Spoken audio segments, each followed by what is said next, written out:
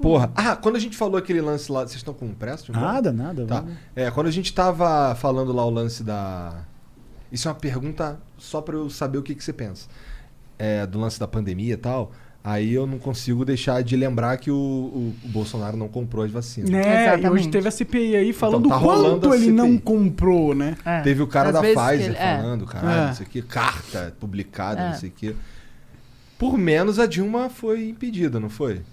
Então, eu acho que aí você tá fazendo comparações de coisas que não são comparáveis. Eu considero que por menos. Se você perguntar pra mim se tem crime de responsabilidade que o Bolsonaro cometeu, eu vou dizer sim, em números. Só que o julgamento do impeachment, que é a sua pergunta, então por que não acontece o impeachment do Bolsonaro?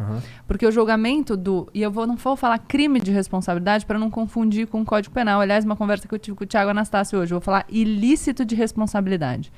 Esses ilícitos de responsabilidade, eles são muito mais abertos. E quem vai fazer o juízo, quem vai decidir se aconteceu ou se não aconteceu, se merece o impeachment ou não, são os deputados e depois os senadores. Precisa do voto de 2/3 dos deputados para que o processo de impeachment comece a andar. E não tem.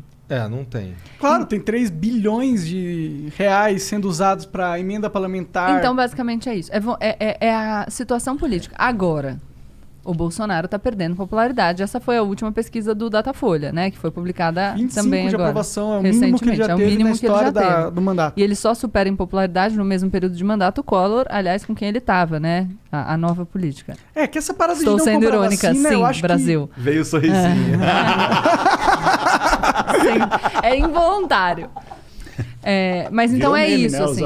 O sorrisinho dela. Nossa, no inclusive, debate. As caras, acho que os caras... a CPI é um processo um pouco mais controlável. Os senadores conseguem controlar mais os resultados da CPI, mas é sim uma iniciativa interessante para esvaziar ainda mais a popularidade do Bolsonaro. E ele está preocupado nitidamente, tanto que ontem foi óbvio o que ele fez para criar uma cortina de fumaça. O que né? ele fez? O Flávio entrou xingando o Renan Calheiros, depois ele fala de voto e tal. É sempre o mesmo auê. Sempre... Não, você tá olhando para lá, ele faz assim, não, olha eu.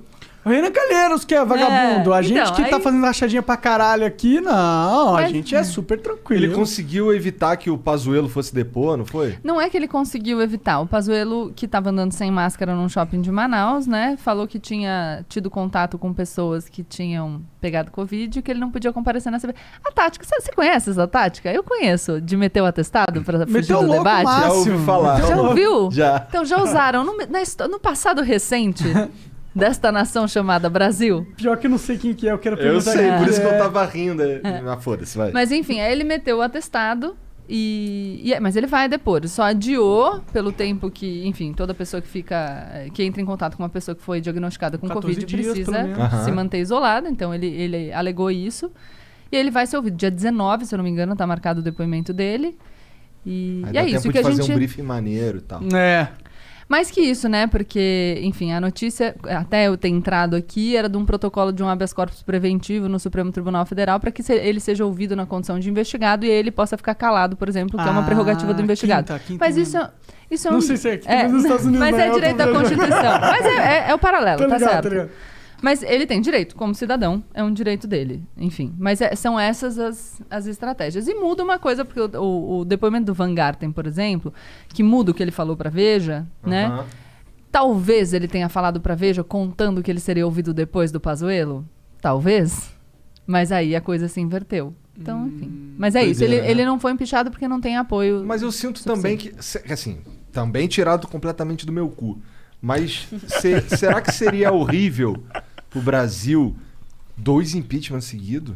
Com certeza é um trauma. Um impeachment é um trauma. Não dá uma descredibilidade na política? Tu fala assim, pô, a gente coloca o cara lá por quê? Porque na verdade... Será que não dá uma descredibilidade na política a gente ter um gestor público que não compra vacina e alonga tanto tempo a pandemia? Com também. Certeza. Então, mas você percebe que é um jogo do menos pior? É o menos pior. Com certeza. Por isso que eu fico puto. É um trauma. Claro que é, não vou negar que seja. É um trauma, sempre é.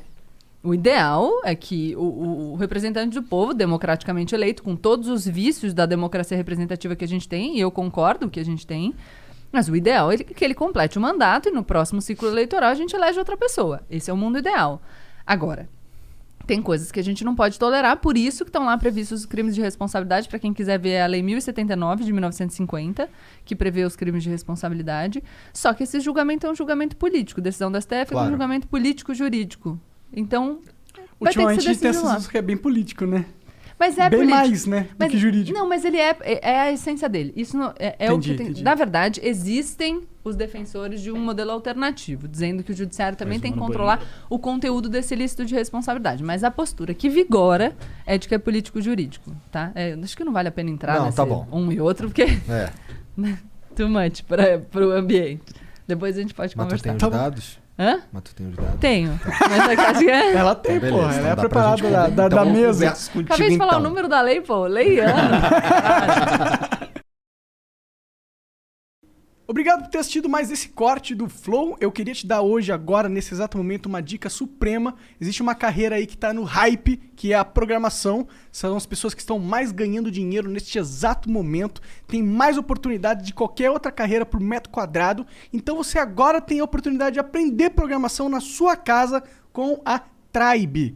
Mas você ainda tem uma coisa mais legal ainda. Você não tá com dinheiro? A Tribe ela tem uma opção onde você começa a estudar. E como lá... as primeiras e as segundas turmas saíram com trabalho, a Tribe faz o seguinte, você começa lá sem pagar, e aí quando você conseguir arranjar um emprego, você começa a pagar a mensalidade, ele tem essa opção, eles vão com certeza te profissionalizar, é claro que você tem que aprender, né? Então, entra no link aqui embaixo, que é bitribe.com/flow, participa do processo seletivo dos caras, porque as vagas são limitadas, beleza? Então corre lá, faz isso agora, tá aqui, ó. Beijo.